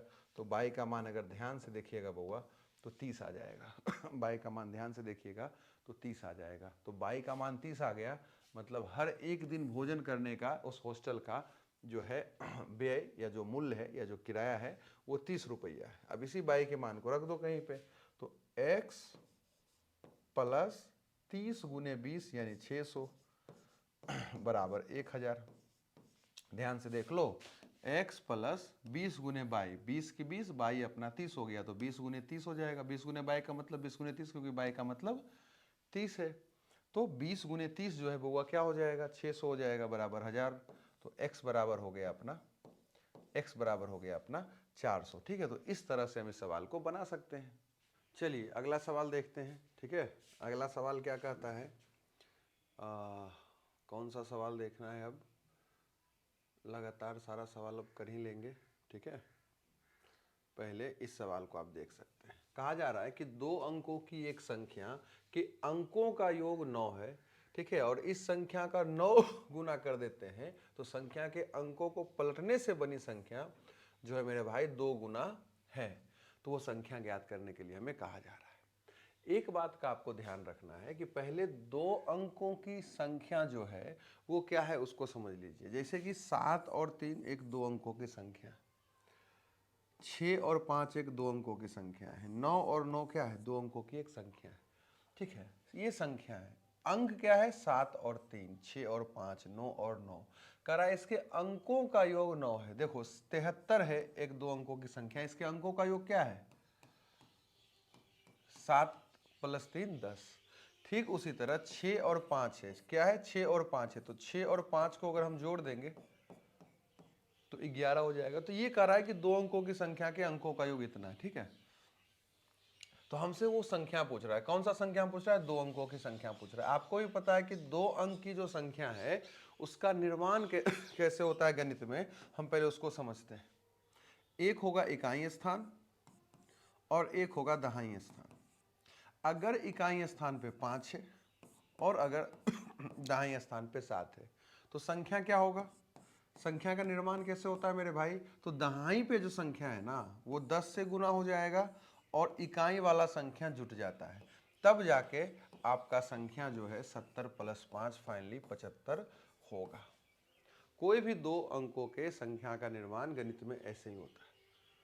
ठीक है, जो इकाई पे होगा, मान लो इकाई पे 3 है और दहाई पे मान लो 4 है, तो इसका निर्माण कैसे होगा, तो 4 पे को 10 से गुना करना पड़ेगा, क्यों, क्योंकि 4 दहाई पे, और इकाई वाला जो 3 है इसको जोड़ दीजिए, तो 40 + 3 43। ये हुआ 2 अंकों के संख्या का खेल। अब ये 2 अंकों की संख्या का बात कर रहा है ना, तो हम क्या करते हैं, मान लेते हैं कि जो इकाई स्थान पे संख्या है वो x है और जो दहाई स्थान पे संख्या है मान लो कि वो y है। ठीक है, इकाई स्थान पे संख्या x है और दहाई स्थान पे संख्या y है, तो संख्या क्या होगा, तो संख्या क्या होगा। ये भी इतने ऑब्जेक्टिव में पूछा है कि भाई अगर इकाई स्थान पे x है और दहाई स्थान पे y है तो संख्या क्या होगा। तभी हम तुरंत सीखा है कि जो दहाई स्थान पे होगा ना उसे आप 10 से गुना कर दीजिए, जो दहाई स्थान पे होगा उसको 10 से गुना कर दीजिए और इकाई स्थान वाले को जोड़ दीजिए, आपका संख्या बन जाएगा। ठीक हुआ, बस आपको दहाई वाले को इससे गुना कर देना है, ये बन गया आपका संख्या। ठीक भाई, अब आप सवाल के अकॉर्डिंग चलिए, अब आप सवाल के अकॉर्डिंग चलिए। कह रहा है कि 2 अंकों की जो संख्या है ना उसके अंकों का योग 9 है, तो हम तो मान लिए कि जो अंक है वो x और y है, तो जब इसको जोड़िएगा सवाल के अकॉर्डिंग तो 9 आ जाएगा। ये आपका पहला समीकरण बन गया कि x और y को जोड़ेंगे तो 9 आएगा, क्यों, क्योंकि x और y क्या है, इकाई और दहाई का अंक, तो x y को जोड़ दिए 9 आ गया। अब दूसरा सिचुएशन देखो और ध्यान से देखो, कह रहा है कि जो संख्या है, संख्या क्या है, संख्या है 10y + x। संख्या क्या है 10y + x। इसको 9 गुना करना है, जो संख्या है इसको क्या किए हम 9 गुना कर दिए, 9 से गुना कर दिए। तो भाई कोई भी 2 अंक की संख्या है, कोई भी 2 अंक की संख्या है, ठीक है, कोई भी 2 अंक की संख्या है, अगर आप उसमें किसी संख्या से गुना करिएगा तो उसका रिजल्ट तो कुछ आएगा, उसका गुणनफल तो कुछ आएगा। तो यहाँ पे उसका गुणनफल डायरेक्ट ना बताकर उसके गुणनफल को भी क्या किया, एक तरह से परिभाषित कर दिया है, उसको भी जो है एक पजल के रूप में दे दिया है। कह रहा है कि इस संख्या को जब हम 9 से गुना किए ना तो पता है क्या आया, क्या आया, तो जो संख्या था उसी को पलटकर संख्या को 2 से गुना कर दी, वो आ गया। समझो अगर कोई संख्या 12 है तो इस संख्या को पलटिएगा तो 21 हो जाएगा। इसके अंकों को पलटना है, संख्या के अंकों को पलटना है। ठीक है, तो अगर संख्या 12 था अंकों को पलट दिए क्या हो गया 21 हो गया। ठीक है, और इसमें बोल रहा है 2 से गुना कर दिए, क्या कर दिए, अंक को पलटने से बना जो संख्या है उसको हम 2 से गुना कर दिए। अगर आप इस बात को समझ पा रहे हैं तो मेरा संख्या ये था 9 से गुना हुआ तो क्या हुआ, संख्या पलट गया, संख्या का अंक क्या हुआ, पलट गया। तो संख्या का अंक पलटने का क्या मतलब हुआ, अगर 12 है तो 21 हो गया। ध्यान से देखो क्या हुआ, दहाई वाला इकाई पे और इकाई वाला दहाई पे आ गया। ठीक है, यानी कि हम ये समझ पा रहे हैं कि जब संख्या पलटा है तो y x की जगह और x y की जगह आ गया, अर्थात अब दहाई पे x आ चुका है और दहाई पे x आ चुका है, तो संख्या का निर्माण कैसे होगा? ये x 10 से गुना होगा, क्योंकि जो दहाई पे आएगा वही 10 से गुना होगा, उसी से संख्या का निर्माण होगा। तो 10x हो जाएगा और इकाई पे बाई जा चुका है, तो ये बाई हो गया। तो ये तो सिर्फ क्या हुआ है, अभी संख्या के अंकों को हम पलटे हैं। अब उसको 2 से गुना कर दीजिए। अब उसको क्या कीजिए, 2 से गुना कर दीजिएगा, तब आपका काम होगा। ध्यान से समझो और फिर से समझो। कह रहा था कि जो संख्या है, संख्या तो ये था, इस संख्या में हम जब 9 से गुना करेंगे, इस संख्या में जब हम 9 से गुना करेंगे तो कुछ तो उसका रिजल्ट आएगा, कुछ तो उसका परिणाम आएगा। तो जो इसका गुणनफल आने वाला है, जब इस संख्या को हम 9 से गुना किए तो जो गुणनफल आने वाला है वो इसी संख्या का अंक पलट देने से। तो इस संख्या का अंक क्या था? x और y ही तो था। ये इकाई स्थान पे था और ये दहाई स्थान पे था। अभी हम यहाँ पे माने, अब इसके अंकों को हम पलट दिए। पलट देने का क्या मतलब हो गया कि अब दहाई पे x आ गया और इकाई पे y आ गया। यही तो हो गया इसके अंकों को पलटने का मतलब। अब ये जो संख्या बनेगा, अंक को पलटने पे जो संख्या बनेगा, तो अंक को पलट दिए तो संख्या कैसे बनेगा? जो दहाई पे वही तो 10 से गुना होगा और जो इकाई पे है वो जुड़ जाएगा, तो ये संख्या बना। इसको कर देना है 2 से गुना, तो यही जो है इस संख्या का 9 से गुना करने पे आने वाला है ये संख्या। ठीक है, अगर आपको समझ में आ पा रहा है तो बहुत अच्छी बात है। अब जो है समीकरण बना दीजिए। तो इसको इससे गुना कीजिएगा तो 90y प्लस 9x बराबर 20x प्लस 2y। ठीक है, x y को एक साथ हम कर सकते हैं बेसिकली। तो क्या कीजिएगा, 90y प्लस 9x, इसको इधर भेज दीजिएगा तो माइनस 20x हो जाएगा, इसको इधर भेज दीजिएगा तो माइनस 2y हो जाएगा, इधर कुछ नहीं बचा तो 0 बचा। तो 9x और 20x है तो ये हो जाएगा माइनस 11x। अरे बोलो हाँ कि ना। और 90 में जब माइनस 2 जाएगा तो प्लस 88y हो जाएगा बराबर 0। 11 इससे कॉमन लिया जा सकता है, 11 कॉमन ले लीजिए, माइनस 11 तो x घटाओ ये हो जाएगा 8y बराबर 0। माइनस 11 को इधर भेज देंगे 0 हो जाएगा, तो x घटाओ 8y बराबर 0। ये अपना समीकरण 2 आ गया। इसे अब सॉल्व कर देना है। ठीक है, तो हमें क्या करना पड़ेगा, 2 में 1 को घटाना है, तो x घटाओ 8y बराबर 0 समीकरण 2 है, और x प्लस y बराबर 9 अपना समीकरण 1 है। दोनों को घटा रहे हैं। जब घटाइएगा तो ये कट जाएगा, ये माइनस होकर क्या हो जाएगा, माइनस 9y, और ये हो जाएगा माइनस होकर माइनस 9। अर्थात y का वैल्यू देखो माइनस माइनस कट जाएगा, 9/9 यानी 1 आ जाएगा। अब y का वैल्यू कहाँ रख देना है, y का वैल्यू रख देना है यहाँ पे। किसी एक समीकरण में रख रहा था तो यहाँ रख दीजिए। तो x प्लस 1 बराबर 9, x प्लस 1 बराबर 9, तो x बराबर 8। ठीक है, तो x का मान 8 आया, y का 1 आया, तो संख्या क्या हो जाएगा, दहाई पे क्या था y, तो 1, और इकाई पे था x यानी कि 8, यानी 18 जो है अपना संख्या है। वो 18 का बात कर रहा था, यानी कि 18 के अंकों को जोड़िएगा तो 9 होगा, और इसमें अगर हम 9 से गुना कर दें, प्रश्नानुसार क्या करना है, 18 को अगर हम 9 से गुना कर दें तो ये किसके बराबर होगा, तो जो ये पलट के क्या आएगा 81 का दुगना। देखो 18 गुने 9 वही आएगा जो 81 गुने 2 आएगा, हाँ कि ना। इस तरह से जो है आप इस चीज़ को समझ सकते हैं। चलिए आगे का सवाल करेंगे हम। अब इस सवाल को देखिए, यहाँ कहा जा रहा है कि मीना जो है 2000 रुपया निकालने के लिए बैंक गई है, उसको जो है 50 और 100 का नोट मिला है और कुल 25 नोट मिला है। ठीक है, क्या मिला है, कुल 25 नोट मिला है। तो हमें बताना है कि 50 और 100 का कितना नोट मिला। देखो ध्यान से, मान के चलो मीना के पास 2000 रुपया है और वो 2000 रुपया जो है सिर्फ 50 और 100 के नोट में है और कुल 25 नोट ही है, यानी कि कुछ नोट 50 का रहा है, कुछ नोट 100 का रहा है, और कुल मिलाकर 2000 रुपया हो गया है और 25 नोट टोटल है। ठीक है, तो हमसे पूछा जा रहा है कि 50 रुपया का कितना नोट है। तो हम मान लेंगे कि मेरे भाई 50 रुपया का जो नोट है वो x है, संख्या मान लिए कि भाई एक्स नोट जो रहा होगा 50 रुपया का रहा होगा और 100 रुपया वाला जो नोट रहा होगा वो बाई रहा होगा। ठीक है, नोटों की संख्या मान लिए कि एक एक्स है और एक बाई है। तो 50 रुपया का नोट जितना भी रहा और 100 रुपया का नोट जितना भी रहा, अगर हम प्रश्नानुसार चलेंगे तो वो क्या कह रहा है कि भाई टोटल 25 नोट ही है। तो ये कितना नोट रहा होगा, जुटकर तो 25 होना चाहिए, क्योंकि सवाल में दे रखा है कि नोटों की संख्या, कुल नोटों की संख्या 25, तो x प्लस बाई 25 हो गया। ये अपना समीकरण 1 हो गया।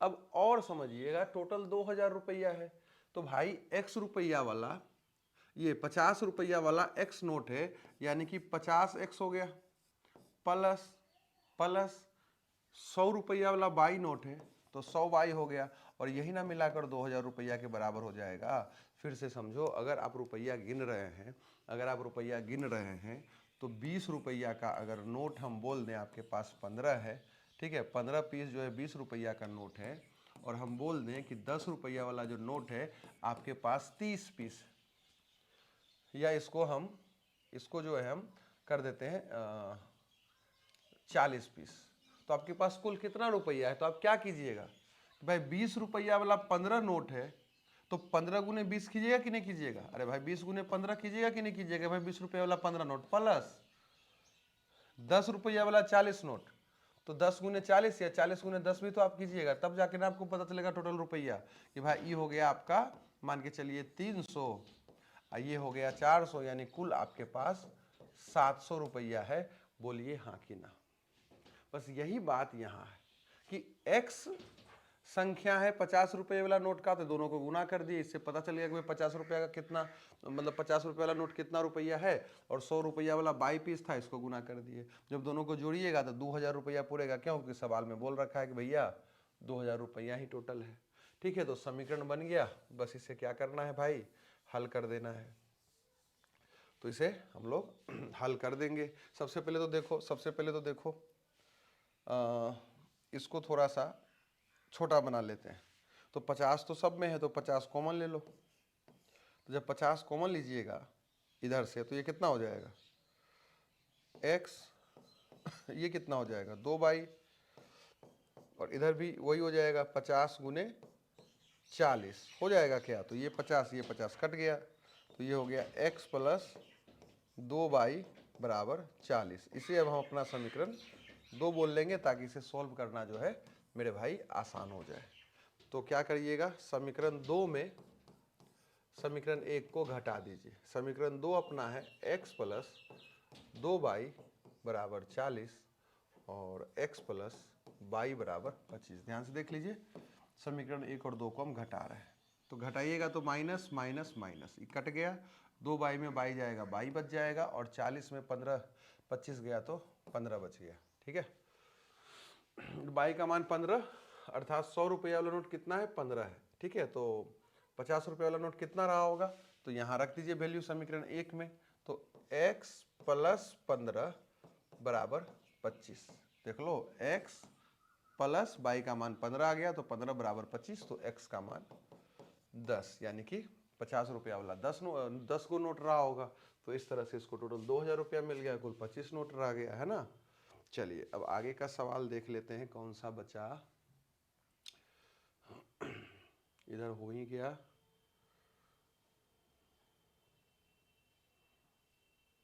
चलिए इस सवाल को देख लेते हैं। कह रहा है कि यश ने एक टेस्ट में 40 अंक अर्जित किए, जब उसे सही उत्तर के लिए 3 अंक मिले हैं और गलत उत्तर देने के लिए 1 अंक कट गया है, तो यदि उसे सही उत्तर पर 4 अंक फिर से और अशुद्ध उत्तर पर 2 अंक मिला है, तो उसको 50 अंक आया है। तो बताइए टेस्ट में कितने प्रश्न थे। ठीक है, तो आप मान लीजिए जो पूछ रहा है उसको मान लो। क्या पूछ रहा है, टेस्ट का प्रश्न। भाई टेस्ट का प्रश्न जो भी रहा होगा, या तो सही हुआ है बच्चा से, या तो गलत हुआ है। तो हम मान लेते हैं कि माना कि सही उत्तर वाले प्रश्नों की संख्या, सही उत्तर वाले प्रश्नों की संख्या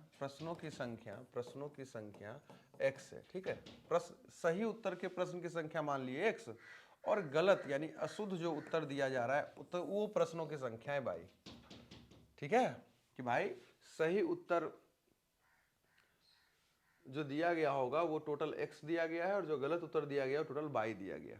ठीक है, हालांकि देखिए सही उत्तर पे आपको +3 नंबर मिल रहा है पहला सिचुएशन में, और गलत उत्तर पे 1 अंक कट रहा है, मतलब -1।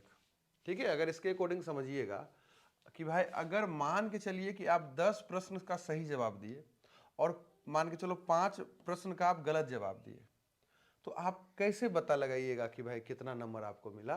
तो भाई 10 प्रश्न का सही जवाब दिए मतलब 30 नंबर आपको आ गया, क्योंकि एक प्रश्न पे आपको 3 नंबर मिल रहा है, और 5 प्रश्न गलत दिए तो 1 नंबर कटता, तो 5 सवाल गलत कर दिए तो 5 नंबर कट जाएगा, यानी आपका फाइनल अंक आता 25।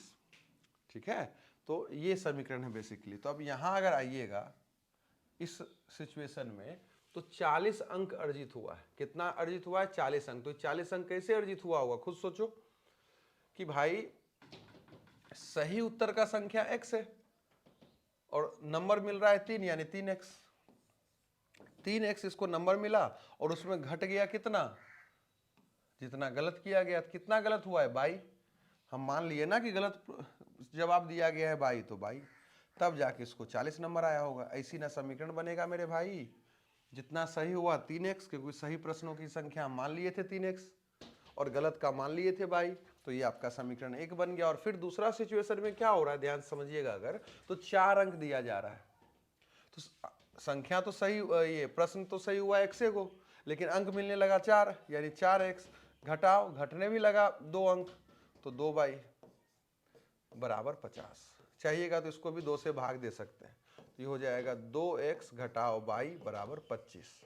इसको समीकरण 2 मान के सोल्व कर लीजिएगा। ठीक है, सेम है भाई, बस इतना समझ लेना है कि सही प्रश्नों की संख्या x है और गलत प्रश्नों की संख्या y है, मतलब उत्तर के अकॉर्डिंग, उत्तर के अनुसार से ये चीज मान लिए। अब हम लोग क्या करेंगे घटा देंगे। समीकरण 1 में आप चाहेंगे तो समीकरण 2 को घटा सकते हैं। तो 3x घटाओ y बराबर 40। देखिए 2 में 1 को घटाइए, 1 में 2 को घटाइए, कोई फर्क नहीं पड़ेगा, आपका जवाब वही आएगा जो आना है। तो ये घटाइएगा तो ये माइनस हो जाएगा, ये प्लस हो जाएगा, ये माइनस हो जाएगा, ई कट जाएगा, ये कट जाएगा, और 3x में 2x जाएगा, x हो जाएगा, और ये 40 में हो जाएगा 15। यानी टोटल 15 सवाल का जवाब सही दिया गया है। ठीक है, मतलब 15 सवाल सही वाला है और गलत वाला कितना है, तो कहीं वैल्यू रख लीजिए। इसी में अगर वैल्यू रखना चाहते हैं तो देखो 15 या 45 हो जाएगा। कितना हो जाएगा? 45 घटाओ y बराबर 40। तो y को उधर भेज दो, 40 को इधर ले आओ, तो घट के यानी कि ये, यानी कुल प्रश्न कितना है, टेस्ट में कितने प्रश्न थे? तो टेस्ट में मेरे भाई 20 प्रश्न थे। कितने प्रश्न थे? 20 प्रश्न थे। ठीक है, तो इस तरह से जो है आपका ये काम हो जाएगा। ठीक है, चलिए ये लास्ट सेकेंड सवाल है, इसके बाद एक सवाल और बचेगा, वो भी बहुत बढ़िया सवाल है।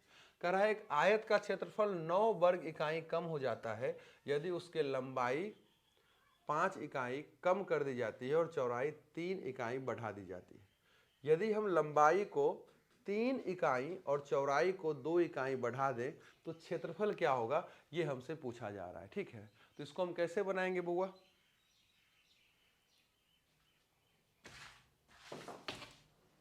कोई खटखटा रहा लड़की, हमारे लिए कोई खटखटा रहा है।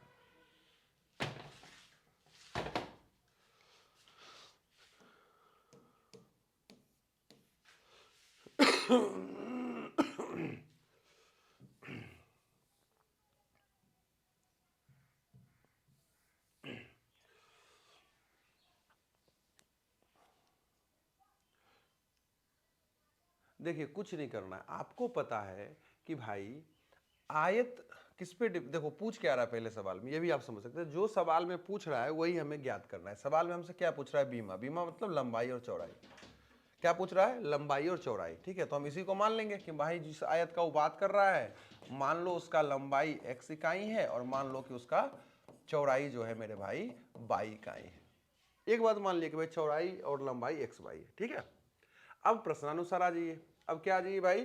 प्रश्नानुसार आ जाइए। हालांकि वो क्षेत्रफल का भी बार बार बात कर रहा है, तो अगर लंबाई x है और चौड़ाई y है तो आप खुद सोच लो कि क्षेत्रफल क्या होगा। आपको पता है कि लंबाई गुने चौड़ाई का क्षेत्रफल क्या होता है, ये आयत का क्षेत्रफल क्या होता है, लंबाई गुने चौड़ाई होता है, तो लंबाई गुने चौड़ाई। तो अभी अपना लंबाई एक्स वाई है, ये लंबाई और चौड़ाई एक्स वाई है, तो क्षेत्रफल अपना क्या हो जाएगा, एक्स वाई हो जाएगा। ठीक है, अब आइए प्रश्नानुसार कह रहा है कि क्षेत्रफल 9 इकाई जो है कम हो जाता है। क्षेत्रफल जो है अपना 9 इकाई कम हो जाता है। ठीक है, कब 9 इकाई कम हो जाता है, जब उसकी लंबाई 5 इकाई कम कर दी जाती है और चौड़ाई 3 इकाई बढ़ा दी जाती है। यानी कि लंबाई अभी अपना क्या है x, उसमें क्या बोल रहा है 5 इकाई कम कर दो, 5 इकाई कम कर दिए। ठीक है, यानी कि अपना एक नया लंबाई ये हो गया, और चौड़ाई जो भी रहा होगा, यानी कि जो अभी अपना बाई चौड़ाई है उसमें हम 3 इकाई बढ़ा दिए, तो ये नया लंबाई हो गया, ये नया चौड़ाई हो गया। अब दोनों को गुना करेंगे मतलब क्षेत्रफल निकाल रहे हैं। क्षेत्रफल पहले से क्या रहा था एक्स वाई, लेकिन अब वो क्या होगा 9 कम हो जाएगा। पहले इसको समीकरण बना देते हैं, फिर दूसरा समीकरण निकालेंगे, तो इसको गुना करना पड़ेगा भाई। तो x क्या होगा, पहले दोनों से गुना होगा, तो एक्स वाई प्लस 3x घटाओ 5y घटाओ 15, एक्स वाई घटाओ 9। ठीक है, ये एक्स वाई कट जाएगा, तो 3x घटाओ 5y बराबर -9 प्लस 15। ठीक है भाई, -15 उधर चला गया, तो 3x घटाओ 5y बराबर +6, कितना हो जाएगा +6। ये समीकरण 1 हो गया। अब जो है आइए इधर कह रहा है कि दूसरा सिचुएशन कह रहा है कि लंबाई को हम 3 इकाई जो है और चौड़ाई को 2 इकाई बढ़ा रहे हैं। यानी कि लंबाई जो है अपना वो 2 इकाई बढ़ेगा और चौड़ाई जो है अपना अब ना लंबाई 3 इकाई बढ़ेगा। ठीक है, लंबाई कितना बढ़ेगा 3 इकाई और चौड़ाई बढ़ रहा है 2 इकाई। ध्यान से देख लो, लंबाई 3 इकाई बढ़ा और चौड़ाई 2 इकाई बढ़ा, तो लंबाई गुने चौड़ाई मतलब क्षेत्रफल हो गया किसके बराबर हो गया तो 67 इकाई बढ़ रहा है। तो पहले से अपना एक्स वाई था उसमें कितना बढ़ जाएगा 67 बढ़ जाएगा। कितना बढ़ जाएगा बउआ 67 बढ़ जाएगा। फिर इसको गुना करेंगे तो एक्स वाई 2x, ये गुना करने के लिए आपको आना चाहिए 3y और 6 बराबर एक्स वाई प्लस 67।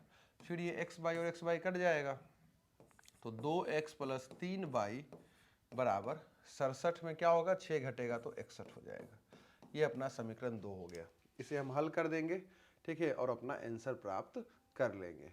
तो हमें लगता है कि इतना सब बता दिए हैं, तो बहुत आसानी से जो है इस दोनों समीकरण को हल करके आप एक्स वाई का मान ज्ञात कर सकते हैं। तो एक अंतिम सवाल और है जो हम आपको बता देते हैं, और अपना एक्सरसाइज वाला जो है 3.3, 4 और 5 से जुड़ा हुआ सारा वर्ड प्रॉब्लम जो है वो समाप्त हो जाएगा। लेते हैं, कहा जा रहा है कि एक राजमार्ग पर 2 स्थान है ए और बी, 100 किलोमीटर की दूरी पर है। ठीक है, यानी कि और फिर कह रहा है कि एक कार ए से और दूसरी कार बी से जो है एक ही समय चलना प्रारंभ करती है। यदि ये कारें जो हैं ठीक है, यहाँ ध्यान रखिएगा, भिन्न भिन्न चालों से एक ही दिशा में चलती है तो 5 घंटे के बाद मिलती है। यदि वो विपरीत दिशा में चले तो 1 घंटे के बाद मिलती है। तो दोनों कार की चाल ज्ञात करना है, दोनों कार की चाल ज्ञात करना है। ठीक है, तो हम सिचुएशन समझें अगर, तो ये मान लो राजमार्ग है और यहाँ स्थान ए है और यहाँ स्थान बी है। एक कार यहाँ है और एक कार यहाँ है, दोनों का चाल अलग अलग है। तो हम मान लेते हैं कि जो कार यहाँ है उसका चाल जो है x किलोमीटर प्रति घंटा है, और हम ये मान लेते हैं कि जो कार यहाँ खड़ी है उसका चाल जो है y किलोमीटर प्रति घंटा है। अब अगर हम प्रश्नानुसार चलें तो कहा जा रहा है कि वे दोनों जो है, पहला सिचुएशन में क्या कहा जा रहा है कि एक ही दिशा में चलती है। जब एक ही दिशा में चलती है तो हम मान लेते हैं कि ये कार भी इधर चलना प्रारंभ हुई और ये कार यहाँ से इधर चलना प्रारंभ हुई और 5 घंटे के बाद कहीं मिल गई। तो हम मान लेते हैं कि ये कार जो चलना प्रारंभ हुई भाई, दोनों यहाँ से चलते चलते चलते चलते चलते चलते यहाँ पे आके बिंदु M पे आके या स्थान M पे आके मिल गई। 5 घंटे के बाद दोनों यहाँ पे आके मिल गई। ठीक बात। अब हम क्या करेंगे, इससे एक समीकरण बनाने का प्रयास करेंगे। इससे हम क्या करेंगे बुआ, एक समीकरण बनाने का प्रयास करेंगे। ठीक है, अब समीकरण कैसे बनेगा ध्यान से समझिए। हमें ए बी का दूरी दिया गया है, स्थान ए और बी का दूरी 100 किलोमीटर ये दिया गया है। मतलब कि दूरी के दृष्टिकोण से हम समीकरण बनाएंगे। ए से ए से बी का दूरी जो है, ए से बी का दूरी जो है 100 किलोमीटर है, ये हमें पता है, ठीक है, और दूरी दिया गया है, तो इसी के अकॉर्डिंग समीकरण बना लेंगे, ठीक है। तो भाई मेरे समीकरण कैसा बनेगा ये समझो कि अगर हम ए एम यानी कि पूरा का पूरा जो है जगह ए से एम तक, ए से एम तक, ए एम में अगर घटा दे, ए एम में अगर हम घटा दें किसको, ए एम में अगर हम घटाएं, ये टोटल हो गया ए एम, उसमें अगर हम घटा दें बी एम को, ध्यान से देखो, ए से एम में अगर हम बी एम को घटा देते हैं तो हमें ए बी प्राप्त हो जाएगा।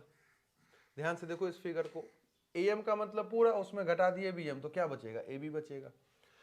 ए बी का दूरी दे रखा है 100 किलोमीटर, है ना, ए बी का दूरी क्या दे रखा है 100 किलोमीटर, तो बराबर में 100 लिख दिए। अब ए एम हमें ज्ञात करना है, ए एम मतलब क्या, दूरी, ए से एम का दूरी, और ए से एम का दूरी कैसे ज्ञात होगा, देखो दूरी का क्या फॉर्मूला है, दूरी का क्या फॉर्मूला है, पहले वो याद कर लो। दूरी का फॉर्मूला है चाल गुने समय, चाल गुने समय। तो ए एम का दूरी कैसे ज्ञात होगा, तो कार यहां जो खड़ी थी ना, वही ना 5 घंटे के बाद यहां पहुंच गई, तो ए एम का दूरी क्या हो जाएगा, खुद समझो, एक्स चाल है, समय 5 लगा यानी 5x। अरे ध्यान से समझो, अरे फिर से समझो, दूरी का क्या मतलब, चाल गुने समय। हम किसका दूरी ज्ञात कर रहे हैं, ए एम का, यानी ए से एम का, तो ए से एम तक जाने में क्या चाल लगा x, यानी x हो गया, गुने समय कितना लगा 5, यानी ए एम का दूरी 5x, घटाओ बी एम, बी एम का मतलब क्या, बी से एम तक जाना, बी से एम तक जाना, दूरी चाल गुने समय ही होता है। चाल यहाँ क्या है 22, समय क्या है 5, क्योंकि 5 घंटा लगा है इसको भी यहाँ तक आने में, इसको भी यहाँ तक आने में, क्योंकि चाल दोनों का अलग अलग था, इसलिए दूरी का गैप हो सकता है, दूरी का फासला हो सकता है। तो आप समझ पा रहे हो कि बी एम का दूरी हो जाएगा 5 बी एम का दूरी क्या हो जाएगा 5 ठीक है, क्योंकि यहाँ से यहाँ तक का चाल 22 रहा था, कार जो है स्थान बी से चली थी।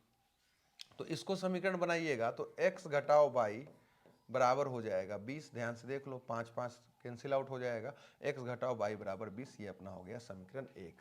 एक सिचुएशन और दे रखा है, क्या दे रखा है, एक सिचुएशन और दे रखा है, क्या दे रखा है कि a से b जो स्थान था 100 किलोमीटर दूरी है, चलो ठीक बात है, लेकिन लेकिन लेकिन इस बार जो है दोनों विपरीत दिशा में कार चला। एक सिचुएशन और दे रखा है, कार क्या हुआ, विपरीत दिशा में चला, यानी अगर ये इधर चला है तो ये भाई साहब इधर चला, और मान लो कि एक कोई बिंदु रहा होगा P, जहां पे ये दोनों आके मिल गया, और मिलने का समय है 1 घंटा, मिलने का समय है 1 घंटा, ठीक है, और मान लो ये P था। तो अगर इसका समीकरण हम बनाना चाहते हैं तो इसका समीकरण बनाने के लिए हमें क्या लिखना पड़ेगा, AP plus PB, AP plus PB बराबर AB, यही ना लिखना पड़ेगा कि AP प्लस BP दोनों को जोड़ रहे हैं तो AB आ रहा है ना, फिगर से आप इस बात को समझ सकते हैं। अब AB का तो पता ही है मान 100, AB का तो मान पता ही 100, AP का ज्ञात कर लेंगे। A से P तक जाने में चाल कितना रहा x, चाल कितना रहा x, समय कितना लगा 1, तो 1 गुने x क्या हो जाएगा x, क्योंकि दूरी हम ज्ञात किए, दूरी का मतलब क्या होता है चाल गुने समय, प्लस PB, तो यहां से यहां तक आने में चाल बाई समय 1 यानी x प्लस बाई बराबर 100, ये हो गया अपना समीकरण 2। यहां रखकर इसको सोल्व कर दो, x प्लस बाई बराबर 100, और एक समीकरण है अपना, यानी कि हम 2 में 1 को घटा रहे हैं, तो x प्लस बाई बराबर 100 और x घटाओ बाई बराबर है 20, x घटाओ बाई बराबर क्या है 20। इसको जब घटाइएगा तो ये माइनस हो जाएगा, ये प्लस हो जाएगा और ये माइनस हो जाएगा, ये कट गया, और ये 2 बाई बराबर हो गया अपना 80, ठीक है, तो बाई बराबर क्या हो गया 40, यानी जो स्थान बी पे कार खड़ी थी उसका चाल हो गया 40 किलोमीटर प्रति घंटा, और यहाँ पे रख दो मान उसका, x प्लस 40 बराबर 100, तो x बराबर 60 किलोमीटर प्रति घंटा आ जाएगा। यानी इसका चाल हो गया 60, इसका चाल हो गया 40। तो ये कहानी जो यहाँ बयां किया गया है वो संभव है। ठीक है, अब जो है लगभग सारा सवाल हो गया, अब कोई सवाल नहीं बचा हुआ। तो आज के लिए इतना ही, बहुत बहुत धन्यवाद।